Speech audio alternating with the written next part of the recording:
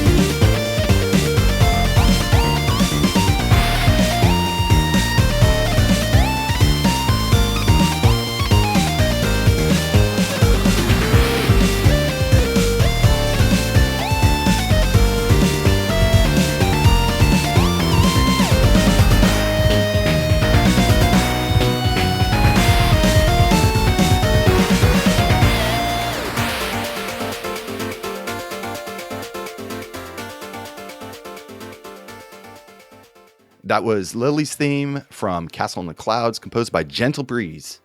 It's a great track. I feel like, to the extent that a game like this is not really going to reach a wider audience, it is an iconic track. It feels like this is how I associate, it's like you've set the scene. It's level 1 in Castlevania or whatever. This is the song. Yeah, it's a lot of energy. Yeah, that's exactly what I was going for. Obviously the Castlevania soundtracks were a huge influence. I mean, that was really the blueprint for Castle in the Clouds and the previous games. And yeah, with Lily's theme, basically, like, I for those games, like, I wasn't working directly with the team, like the developers, because they're Japanese developers, and like there's a language barrier there, obviously. So I was working through my boss, basically, who corresponds with them. And what he wanted for the soundtrack is, he wanted it to absolutely have like that Castlevania feel to it. But also like with this jazzy twist, which is super compatible with what I want to do with my soundtracks. Cause with me, like, I always want to like introduce that jazzy element, like I want to introduce like the jazzy, bluesy, mellow element, and so, yeah, like it was definitely, it was a fun creative challenge, like trying to give that vibe of like, okay, this is Castlevania vibes right now, like this is like kind of serious, like you're gonna go out there and you're gonna be like killing the undead and stuff, and like it's gonna be like this cool, like kind of gothic-ish like adventure, but at the same time I wanted to give it this like slightly relaxed vibe of like, at the same time this is also gonna be like kind of like, it's gonna be jazzy, and it's like gonna be like a little bit sexy and stuff, So no, it was like a really, it was really challenging, honestly, but it was like the most fun, satisfying type of challenge, you know? Those are the best challenges. I was listening to some of the previous soundtracks that you did, and I feel like this one really has a very strong identity, you know, like you said, including a lot of those jazzy elements while sort of like taking the best bits of those chippy soundtracks. Although I know you work in a couple of styles. It's not just all chiptune music. One of the tracks that we played on episode 169, fittingly, was from Food Affix, which was, you know, more of like a loungy, jazzy kind of laid back sort of tune. So I know you kind of have, at least right now, the sort of more contemporary stuff and the more chiptune stuff, but we don't really know a lot about your musical background. So tell us a little bit about that. Oh yeah, totally. Yeah, so my musical background is, for me, it really all started with drums. That was like my first instrument, and I started learning drums when I was like pretty little, like 5 or 6, and I just got like super, super passionate and interested about the drums.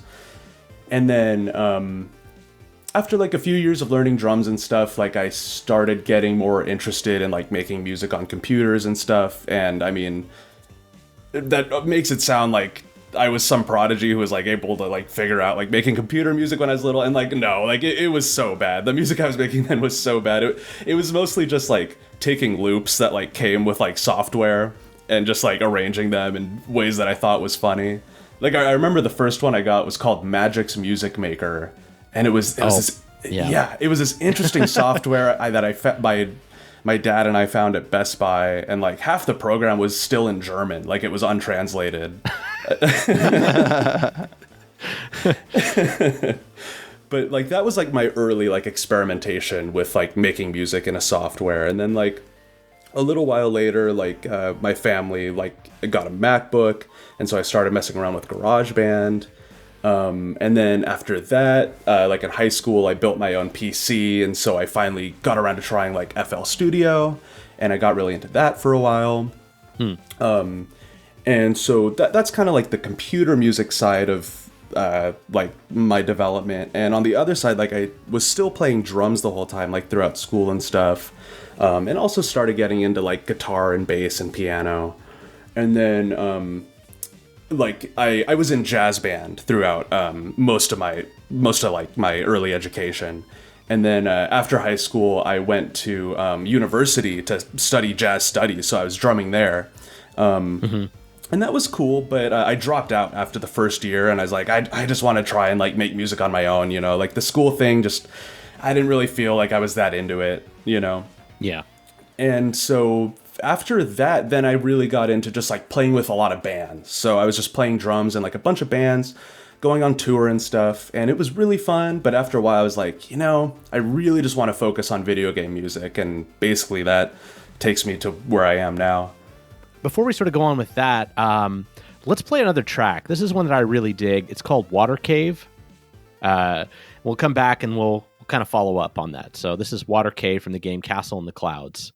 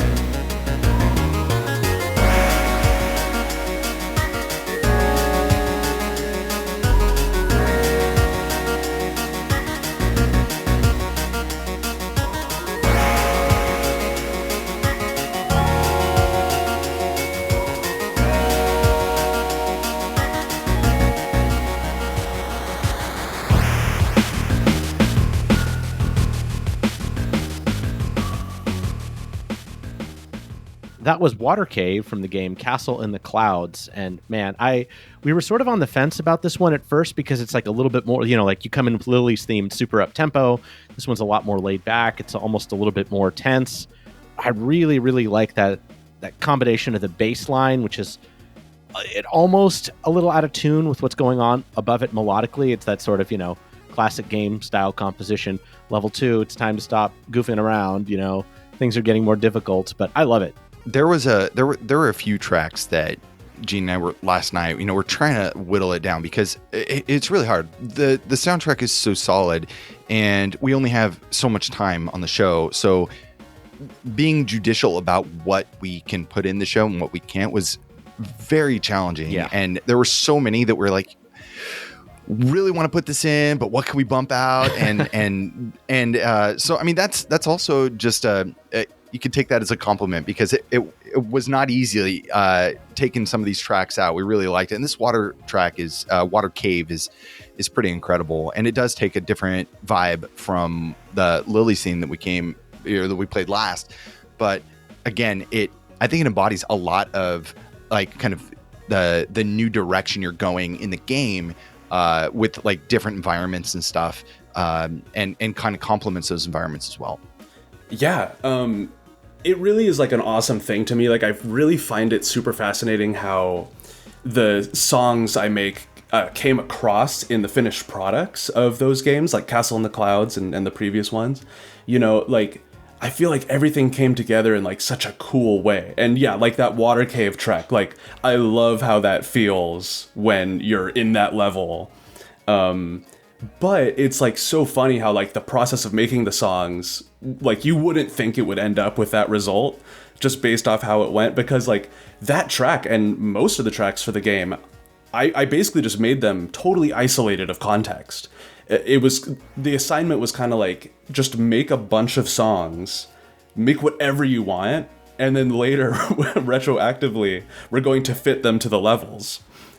So it was like a really like funny process like that. But honestly, I love that kind of thing. I think that type of process has like so much magic to it, So correct me if I'm wrong here. So you said that when you wrote the song, then they found the place for where it would work in the game. Is that what you meant, or are you saying that you had to modify this song to match where it would go? Yeah, the first thing you said, was exactly right. Yeah, it's like I made all the songs, and then later we were like, okay, this song that might fit the water cave, that might fit the ice cave, stuff like that. And then once we decided, oh, this song might fit the water cave, then sometimes I would go and I would like do a few things to make it really fit that environment more, whereas before it might have been a little less specified to like that environment or that level, So sometimes I would go back and like do things like to make it more water cavey, for example, Got it. So one question that we had from Hammock, our friend who unfortunately couldn't join us, is what are some of your influences? VGM, non-VGM, favorite composers? However you want to answer that question. Yeah, totally. So, I mean, for me, there's like definitely a number one influence, and I think it's the same for a lot of VGM composers, and it's Yasunori Mitsuda. It's the Chrono Trigger soundtrack. I heard that a lot in there for sure. Yeah.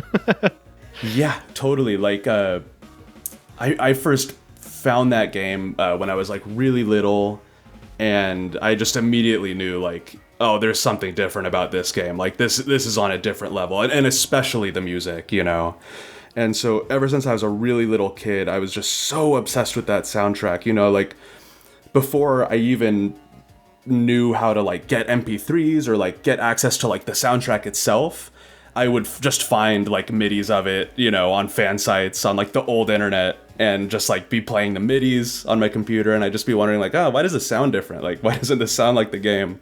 I didn't really get it. But I feel like that soundtrack, like that's just the blueprint for everything I want to do with VGM. I just love the like emotionality of it. And I love how like creative the composition is. And really like just a lot of soundtracks of like games like that, like all of like, the Final Fantasies, Final Fantasy VII, that soundtrack. And of course, like Mitsuda's works after Chrono Trigger, like Xenogears, Chrono Cross. That stuff is just so inspiring to me. And then besides that, I just, I love jazz a lot. Obviously, like, Miles Davis, like Bitches Brew, Kind of Blue, like those records are like so influential for me. And I love a lot of like fusion stuff, and like once I found stuff like Cassiopeia and stuff, I was like, oh my god, like I love that so much. I want to make video game soundtracks sound like that.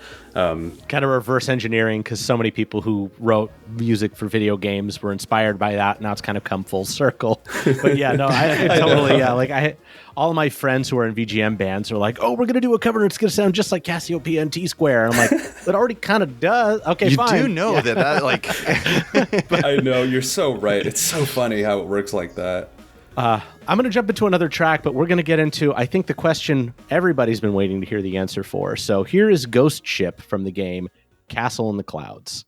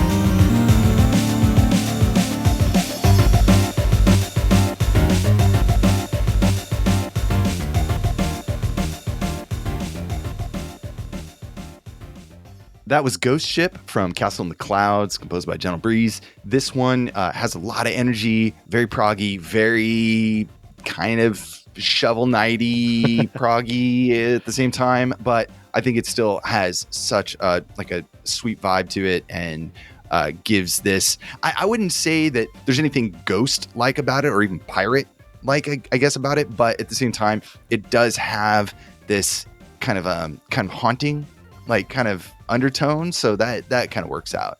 And I have in my notes here, reminds me of 80s Sega, T-Square, and all of that J-Fusion. I wrote this last night.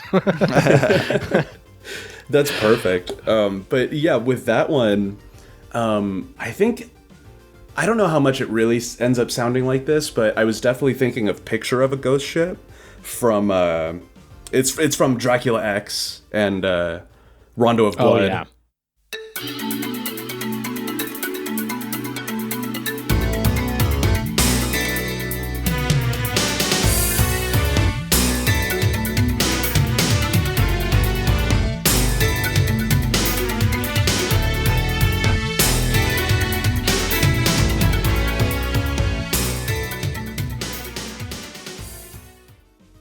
That track. I think I was really thinking of that one, like, and I feel like that track as well, like, it doesn't really sound like a ghost ship to me exactly. Like, it doesn't sound like pirates or anything, but I just love the vibe of Picture of a Ghost Ship. You know, I think I wanted to do something kind of like that.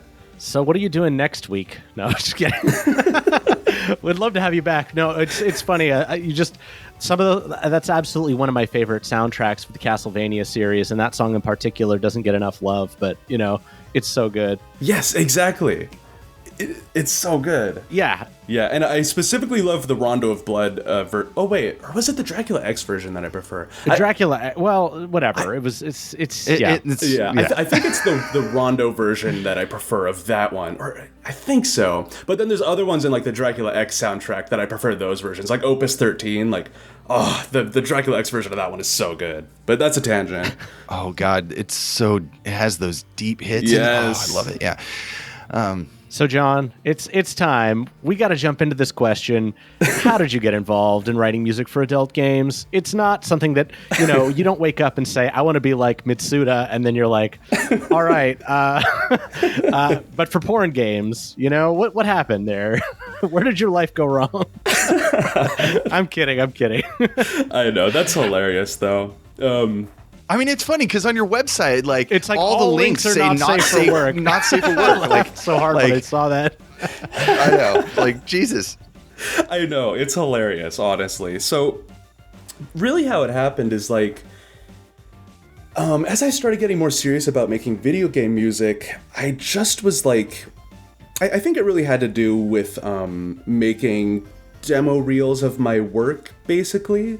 Like making samples, you know, because when I wanted to start getting gigs with video game music, I didn't really have any like examples of my work really. So I was like, I'm just gonna make video game sounding music and compile it and show that to people. And then they'll get an idea of my abilities as a composer and stuff.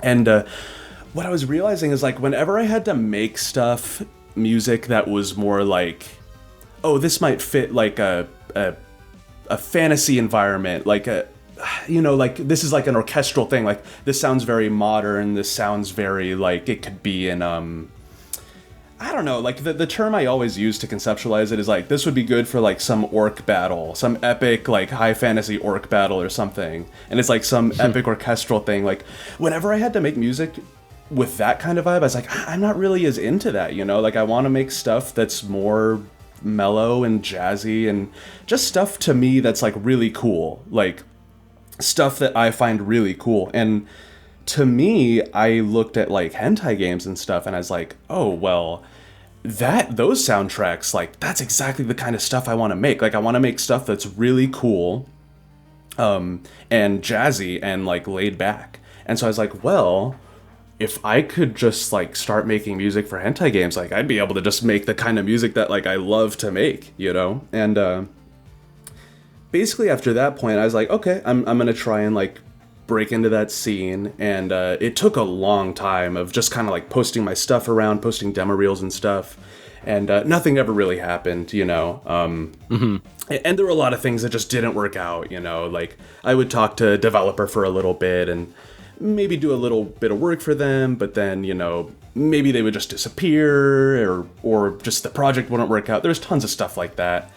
But then finally, it was a few years ago, I think it was like the beginning of 2020, I posted my demo reel on a Discord for like adult game developers. Sure. And my current boss, who I still work with, found it.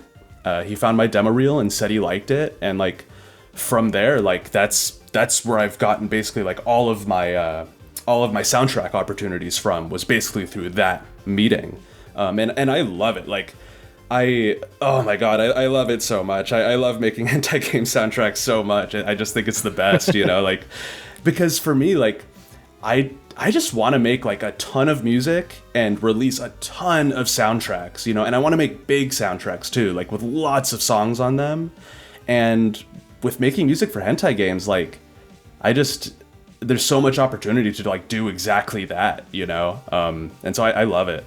And also, I think you get more buy-in from the development team. They probably have a similar view on where, you know, because they're really, you know, working on the shoulders of, you know, really great development groups for like adult games and stuff that came before them, I think that there is kind of a want to have that kind of carry some of the similar vibes, and you're able to deliver what they're kind of looking for already. So that works out real well. Yeah, totally. And I think that one other thing about it too is like, I think me and the developers I work with a lot, I think we have a similar philosophy, which is that like hentai game music, like recently, like a lot of hentai games, like it's not good enough, you know, like they're using royalty-free music and stuff. And we could really be giving these games like a unique personality with like, you know, custom soundtracks instead of like royalty-free stuff, you know? Right. Yeah. Yeah, it's like the 80s and early 90s all over again from the PC-98 world. So that's incredible that you guys are doing something to kind of resurrect this this kind of, it's a niche market, but at the same time, it's, you know, I look at these games and to be honest, yeah, there's some adult content and stuff there, but also the games really look good. They look really fun at the same time. So it's not just like you couldn't enjoy it unless you're into, you know, adult games or something. No, it's very like the platformers, like especially Castle in the Clouds, looks really fun. So yeah, that way more people can enjoy it, you know, and it's not all about just cutscene after cutscene after cutscene too. Oh yeah, totally. Like that's like, you know, yeah, Castle in the Clouds is just like that's just a fun game, you know, and like you could play it and like barely even notice it's a hentai game, I feel like, you know. Yeah. I mean, aside from just some mild suggestions every now and then, but yeah, for the most part, it looks pretty cool. You can turn all that off too. You know, you can definitely play it without the really explicit stuff. But yes, let's cut in with another track. This is the song Ice Cave, which is decidedly quite different from the Water Cave, but still very cool. Well, it's a lot colder. Yes.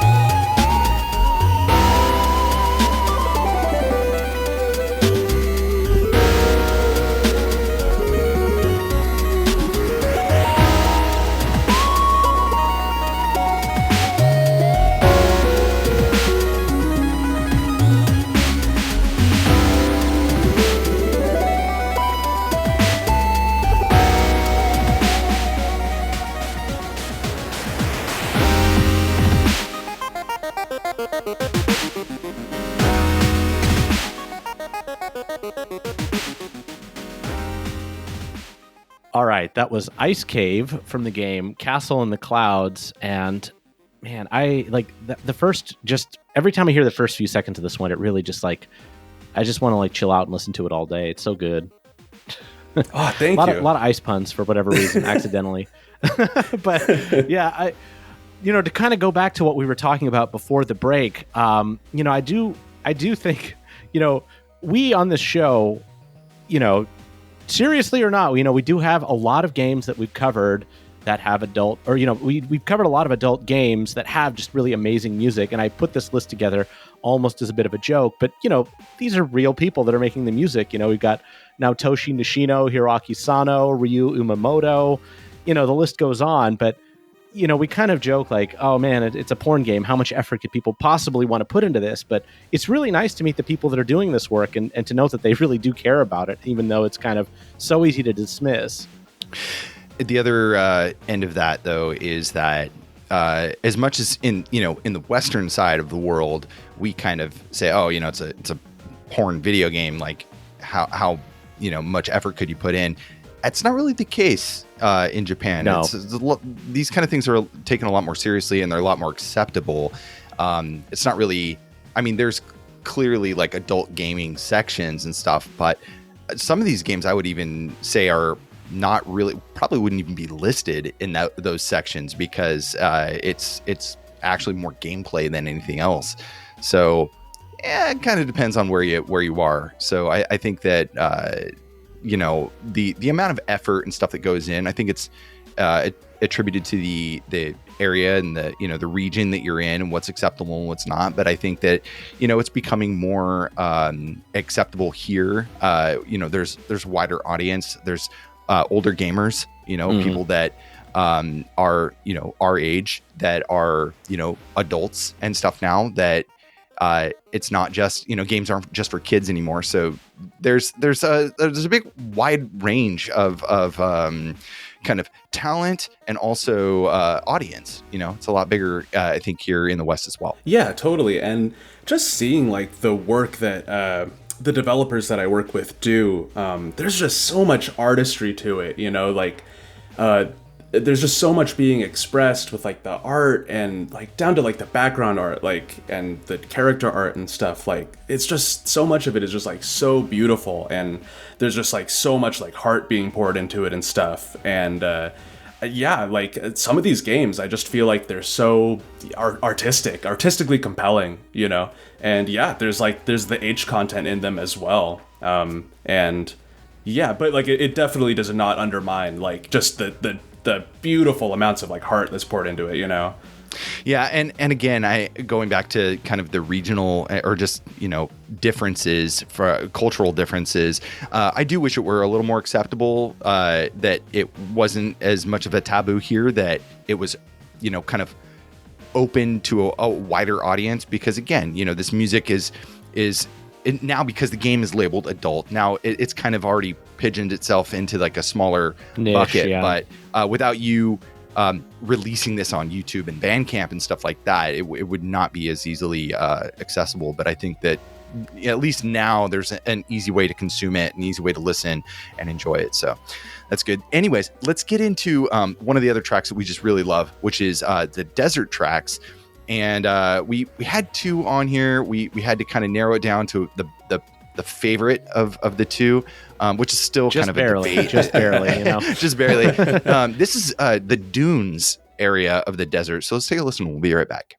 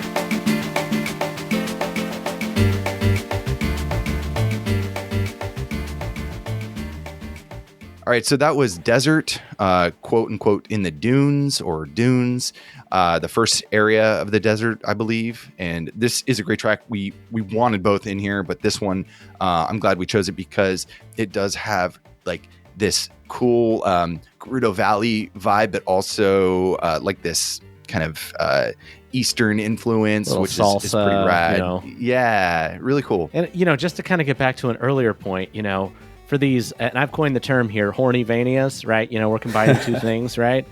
Like, where is really that line when you're talking about like a Shantae, which is only a little bit less thirsty than this game? Yeah, you know, totally. Like at the end of the day, you're walking around with these like cute genie characters bouncing around in bikinis, and I mean that literally, you know. So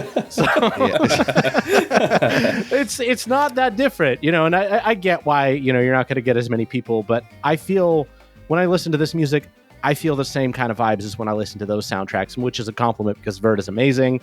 You know, pat yourself on the back. Thank you, guys. I mean, Vert, of course, you know, it's unavoidable. He was just another massive influence on me, of course. Like, when you discover Vert's music, it's just an awakening, you know. Similarly to Mitsuda, I feel like, it's just like, oh, wow, like, you're capable of doing that with video game music? Like, you know what I mean?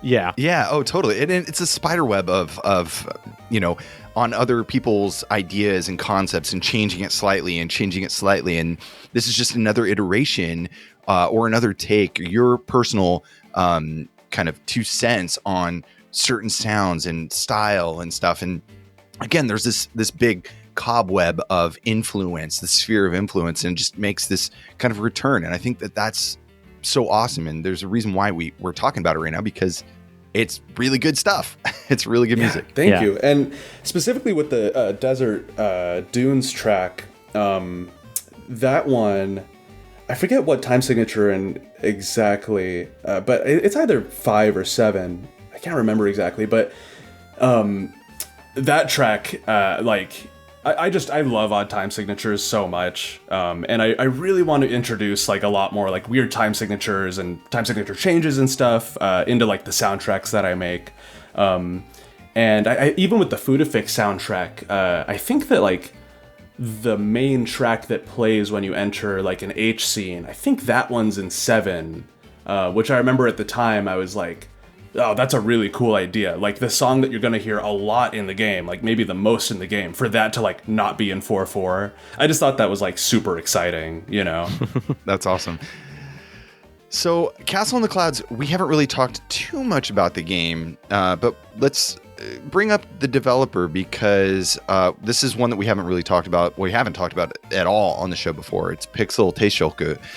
And Gene, you have any notes on Pixel-Teishoku? I got nothing. What little I could turn up was just like links to these are the games they've done. You're going to have to tell us everything we know about these guys. Well, I think I know maybe like a tiny bit more than you guys, but like barely anything, honestly.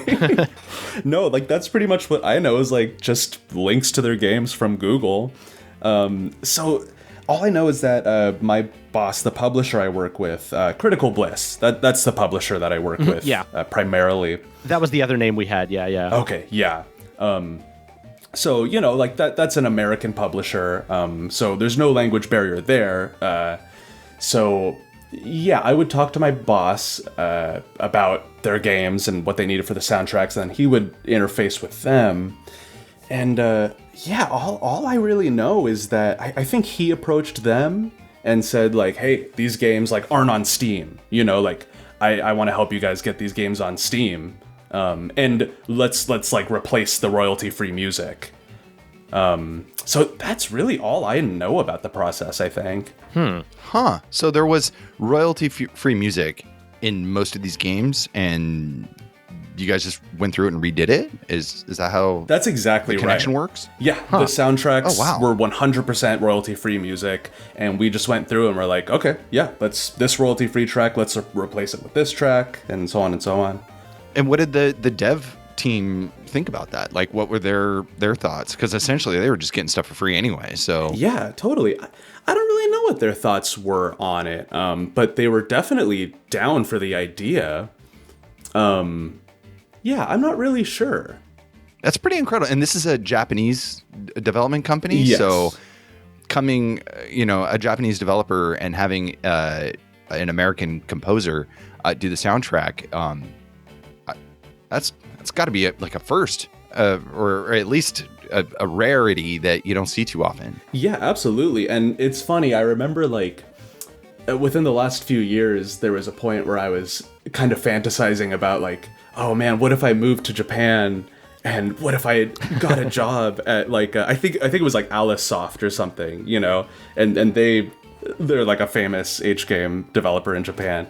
Oh yeah. And I was oh, what if I weaseled my way in there and I made music for them? And then a few months went by and I realized wait, what am I talking about? I'm literally already I'm so fortunate. I'm in the exact position I want. I'm making music for a Japanese developer, that it's already all right. I feel like it's funny. We even have some listener questions about this exact topic, but I wanted to make sure we get in a couple more tracks because Brian has to jump in a little bit and I'll be taking point. But let's talk about the track Hell. We could not leave without playing this one. It's so cool.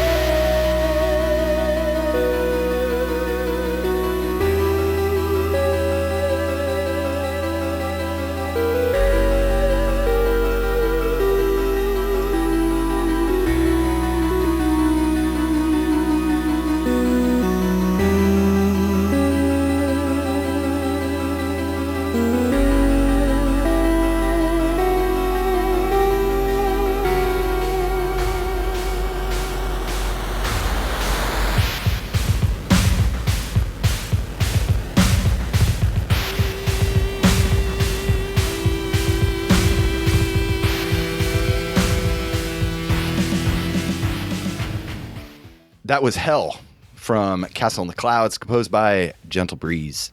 Tell us about this track. It's like a sludgy metal slug kind of thing. I love it.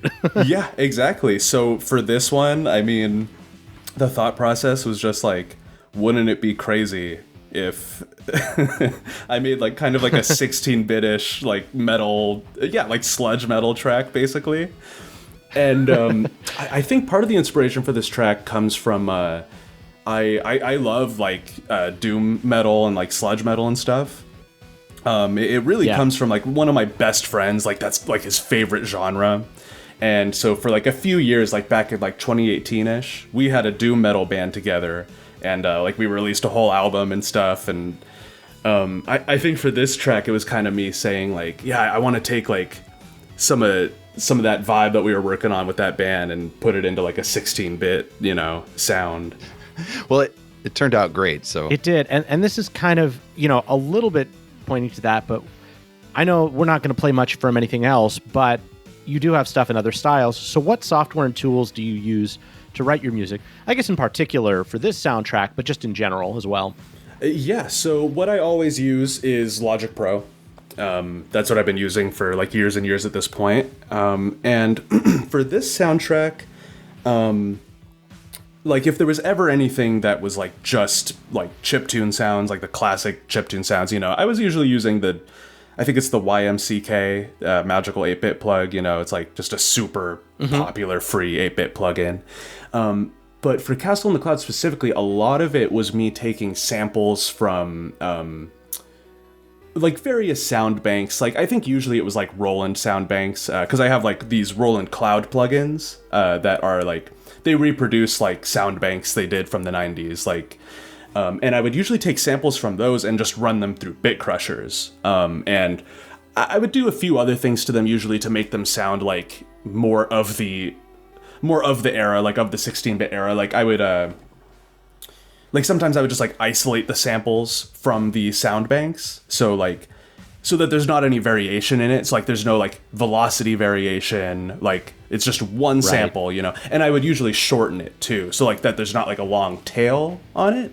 Cause a lot of time that can like give away that like, oh, like this isn't like actually like an old sample, like it makes it sound like kind of half modern and half old. So I would shorten it to like reduce that, That's probably a really good way to describe your music, because there are elements that do sound very like authentic chiptune, and then there are these more modern contemporary. I mean, it still has that, grungy 16-bit compression sound to it, but it's like, this is definitely not how it would have sounded back in the day. Yeah, but totally. in a positive way, you're not limited. Well, it's like it's still the crunchy chiptune sound, but it's at the same time it's very high, like kilohertz. So it's the sample quality is a lot better. So it's like this weird almost juxtaposition between the old and the new. But I think that works. I mean, that we're not in the 80s and 90s. Way, like you can't just do that all the time. You can't go back. Right? So we can never really go back, yeah, it's a lot of work to do that. It's a lot of work to go make that with all the amazing tools we have today, right? Yeah. And so I think that you crushed it, and you just you did a really good job really recreating the best parts of or some of the best sounds that you could to make that 16/8 kind of crossover bit take on the soundtrack. Yeah. Now we just played a track called Hell. The opposite of that is a track called Heaven here. Let's take a listen. We'll be right back.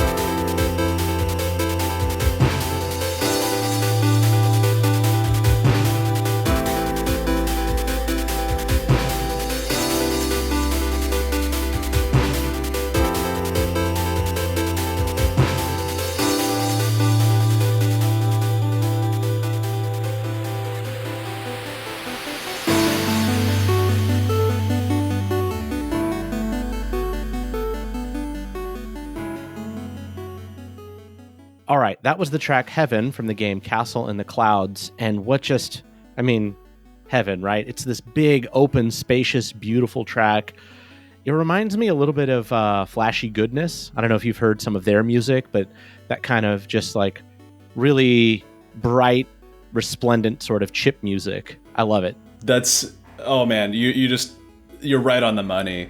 Like Flashy Goodness is just I feel like is another one of those just like awakening moment composers where it's like, oh my god, like music can sound like that, like video game music can sound like that.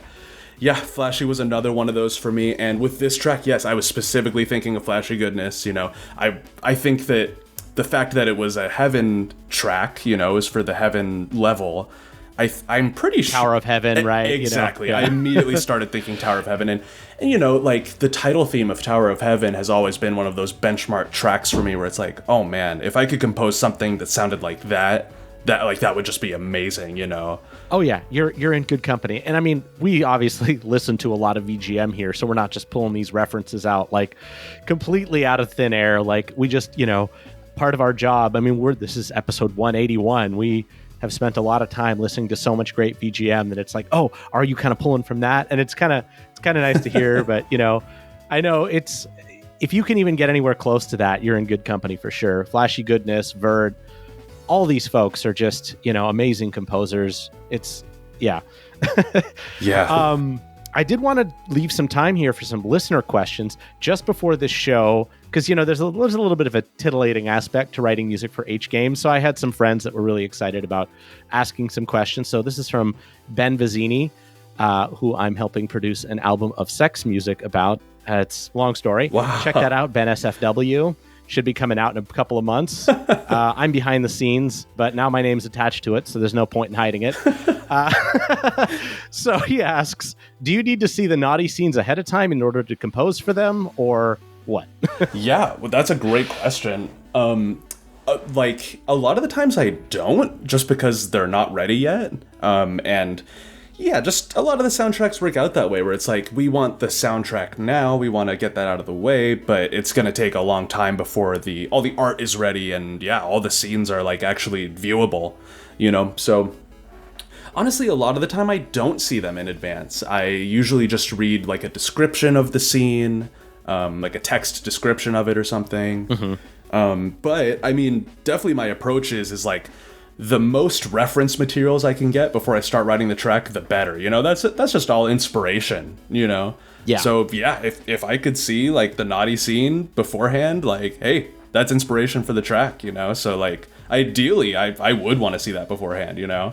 Of course, yeah. And that's something we hear a lot, is the more material, visual, auditory references, descriptions, anything that you can get your hands on is really helpful for the, you know, inspiration process. And I guess this is a two-part question, but also, how can I follow in your career path? I mean, it is amazing. Like, oh my god, like it is an amazing job to have, you know?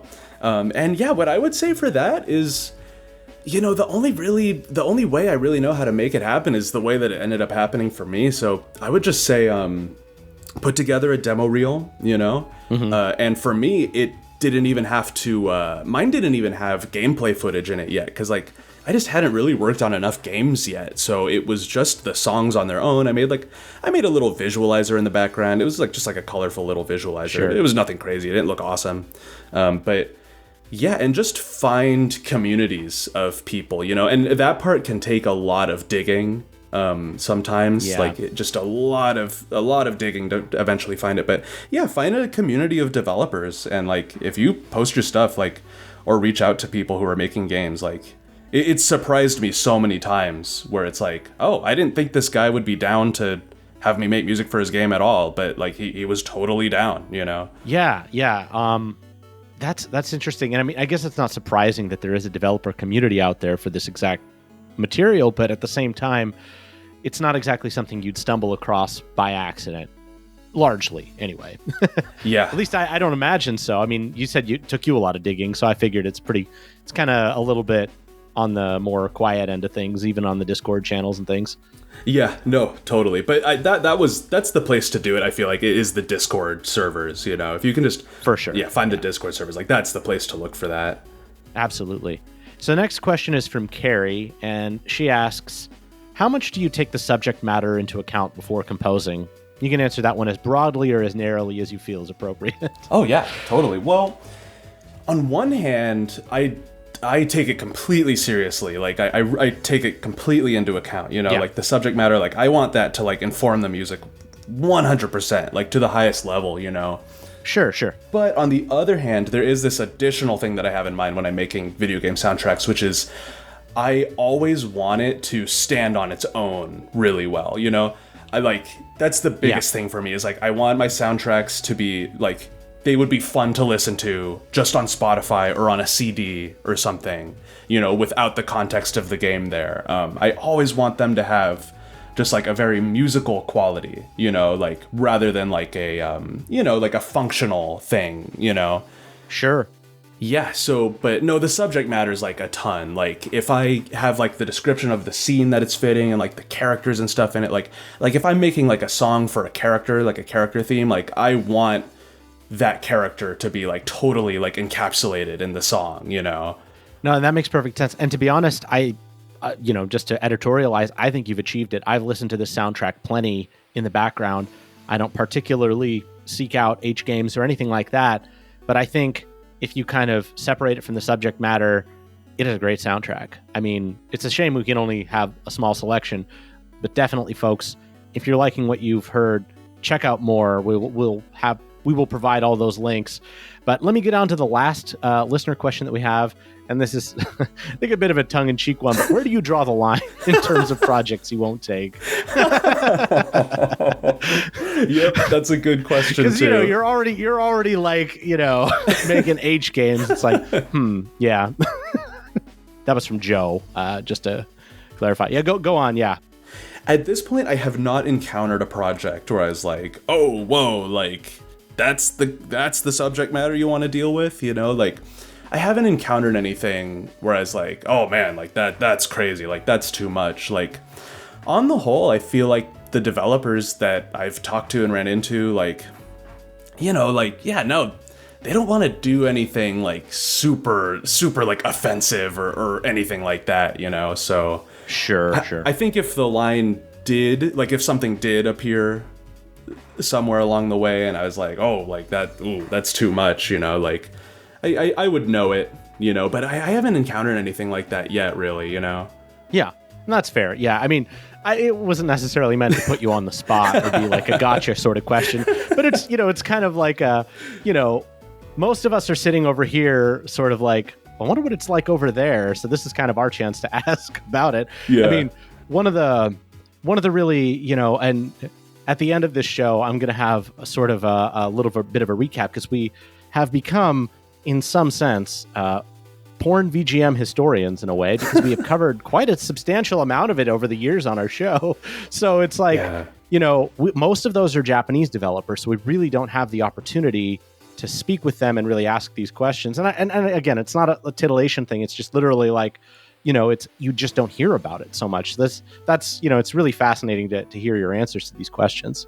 Yeah. Well, good. Yeah, I'm really happy to like provide that insight, you know. Like I want to like demystify it, you know, like and I want it to be treated, you know, like any other video game music or like any other video games, you know, just because of the artistry that goes into it. Like I don't want it to have like a stigma or any stuff like that, you know? And especially with the part that I'm involved in, the music, you know, like I want my soundtracks to be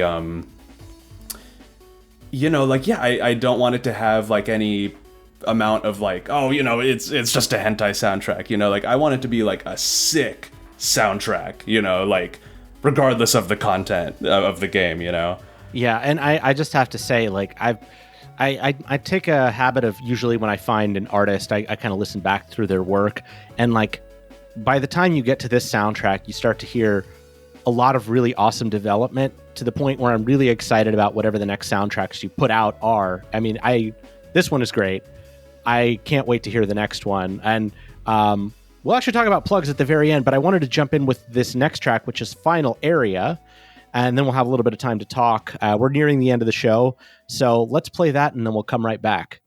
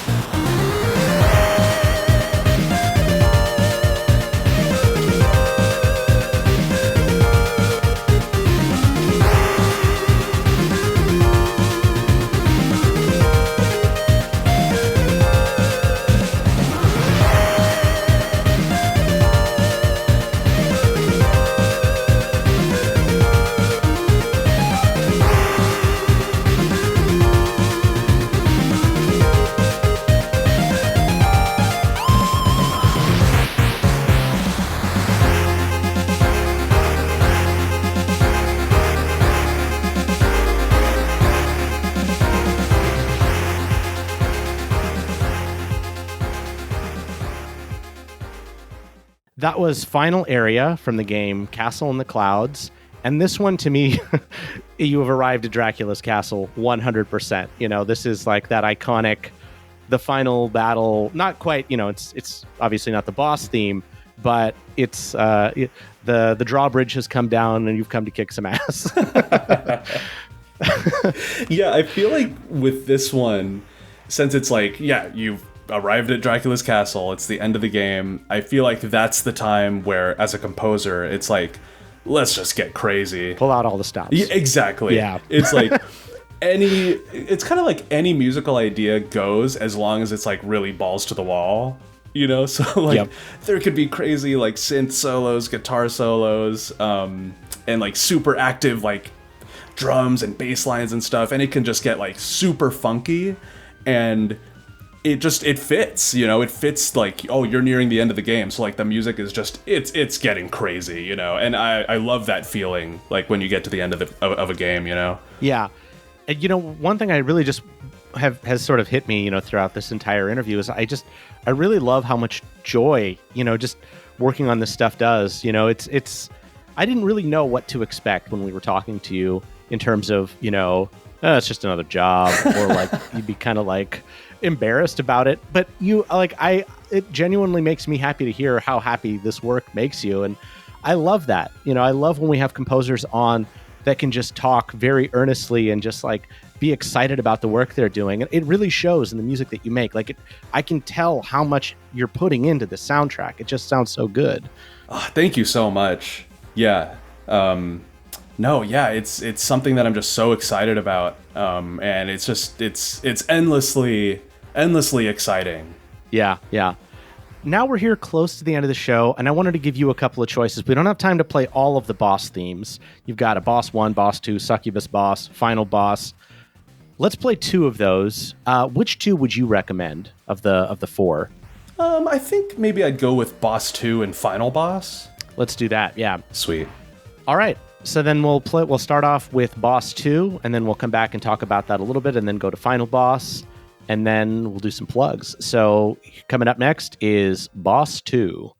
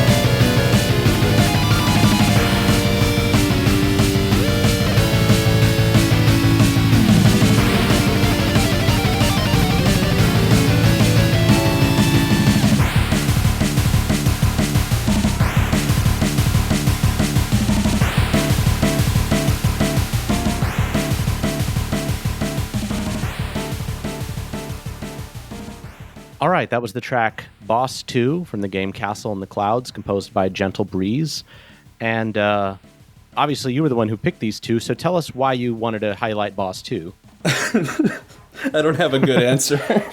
That's fine. I'm sorry. It's fine. I just refreshed my memory on it and listened to it for a second. I was like, oh yeah, that one's cool. It is cool. Yeah, I dug that one a lot too. Yeah. So, did you have a specific theme or idea in your mind when you were writing this one?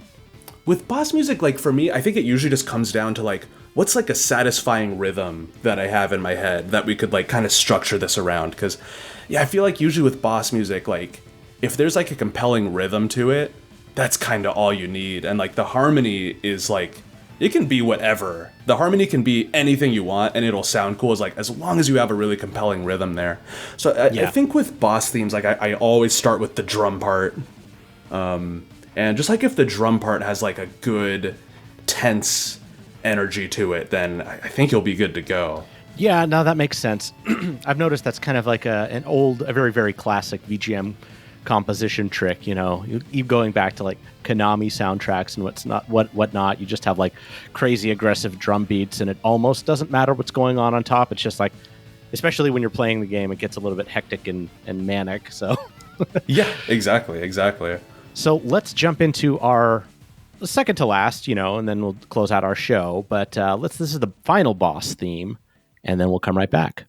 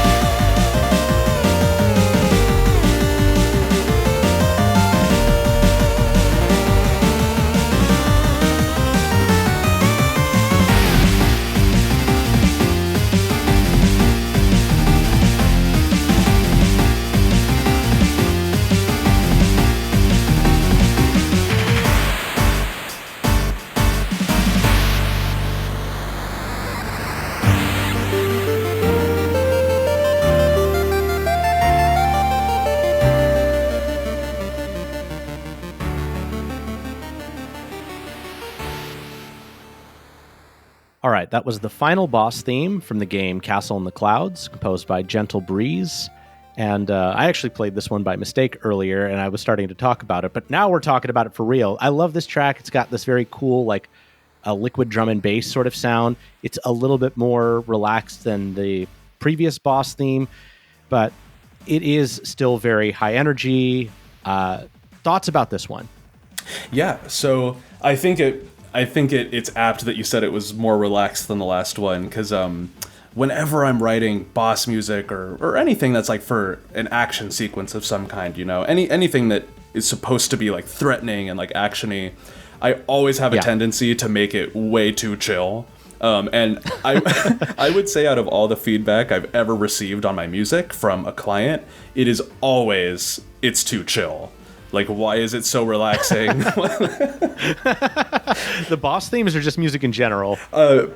Usually it's boss themes. I mean, with music in general, you know, like, a lot of the time it's supposed to be chill, so that's no problem. But yeah, especially the boss themes. That's kind of funny. Yeah, I think it is tough to find that balance sometimes because, you know, boss themes, I don't know, they can fall a little bit into a cliche sometimes. Yes. You know, it's like you got a double bass kick thing and then, you know, some dissonant chords and, you know, guitar and hits and whatever. All the you know, it's like you throw in a bunch of things in the soup and it's like it's a boss theme. But you do a lot of variation in terms of what you do for the various themes. They're all worth listening to. They're all very different from each other, which I really appreciate.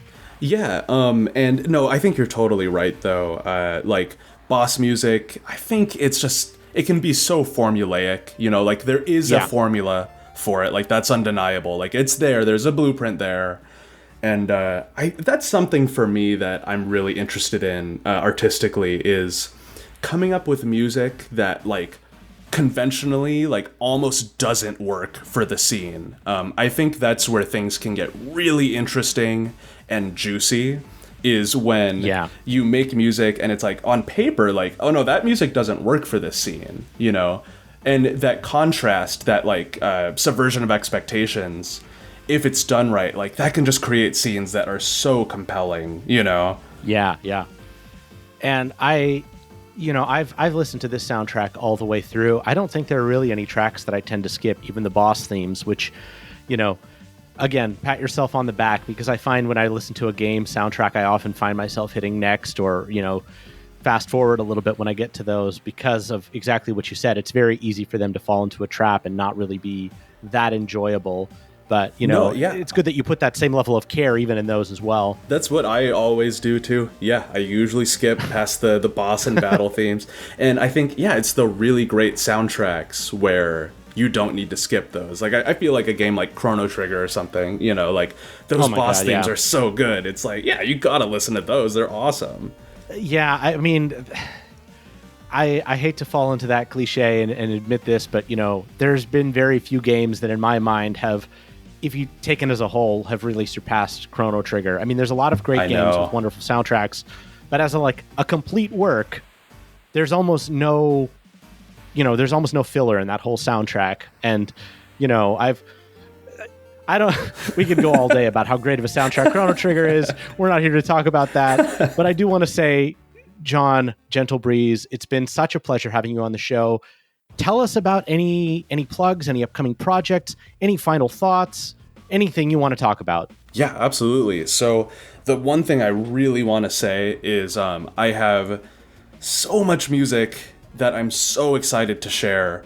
Like, so many songs. Like, I think altogether it's probably like about 100 songs altogether between like over the course of like several soundtracks that I am just so excited about. I feel like it is really, you know, like, I just feel like my skill level, like, I've evolved, and I've just gotten better, and this new music, like, I'm just so excited to share it, and I haven't been able to yet, just because the games are, you know, they're not ready to be released yet, and the developers, you know, don't want the music out there before the game comes out, of course.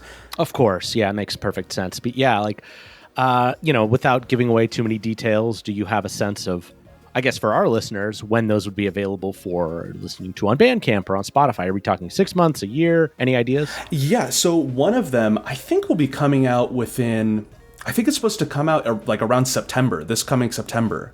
Oh, nice. Yeah, very soon. Yeah, so I'm very excited about that. And then the other one, I think it's going to be a while longer. I don't think I really have an ETA on that one.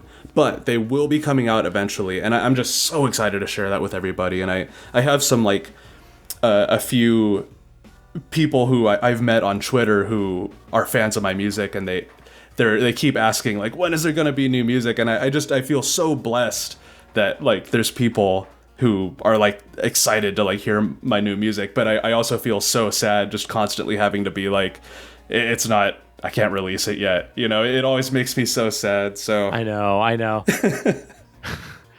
That's sort of the double-edged sword of working in games, is that, you know, it literally does not matter what kind of game you're working on. Release dates happen when they do, and you've got very little control over it, unfortunately. Yep, exactly. But when that music is ready, like I've done with my previous soundtracks, I'm going to make the biggest effort to make sure it's available easily, that, you know, it's going to be on, like, all the services and stuff, and, like, people can easily listen to it, you know, so. Absolutely. Yeah. It's that time where we do our wrap up, and this one I'm doing something a little special. I'm making a little bit of an extended ending here, but if you want more on the show, then check us out online at pixelatedaudio.com for show notes and the track list. You can also join us on Discord and chat with us there, and we will make sure to post your music when that is available. And all of our show notes will include links to your soundtracks on Bandcamp, all the various links that we've got. If you've got anything else, please, you know, send it to us in an email, and we'll definitely make sure that it's there. I wanted to give a very special thanks to some of the friends that made this show possible.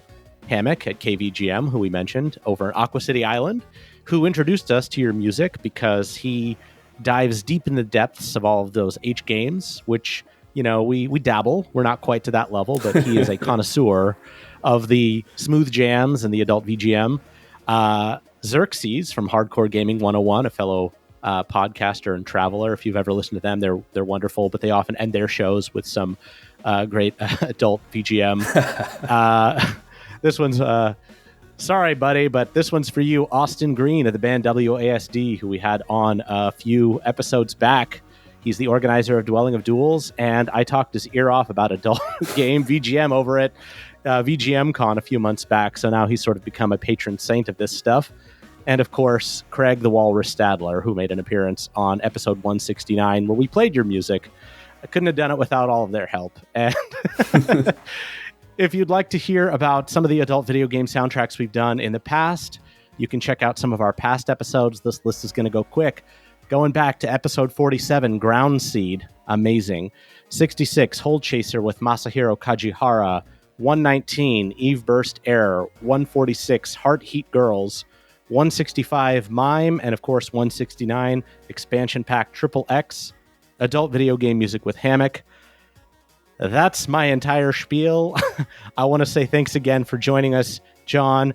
The track that we're ending is obviously the ending, so if you've got any thoughts or words you'd like to say before talk about the track, now's the time to do it. For the ending track, I think, you know, it's very heavy on just like the arpeggios. And I love arpeggios so much, especially like with the sine sample, like a sine wave. It can just sound so nice and like airy and chill and stuff. So yeah, I think I was using a lot of that there. And I think the ending track kind of has like a melancholy feel to it, which is a note that I find really like fun to end on with a game. Yeah, it's just such a lovely soundtrack from beginning to end. So the track that's taking out the show is the ending to Castle in the Clouds, composed by Gentle Breeze. Gentle Breeze, thank you so much for joining us to talk about your music today. It was an absolute pleasure to have you on, and we're looking forward to talking about some of your other games in the future. I think there's just an amazing path ahead that you have, and I can't wait to see what else you put out next. Oh man, I would love to be back and talk about future soundtracks and stuff. That would be so great. But yeah, this has been like so fun. I really appreciate you guys having me. Thank you very much. Thank you so much for listening, and we'll see you back in a few weeks. And thank you, John, for being here with us. Yeah, thanks so much for having me.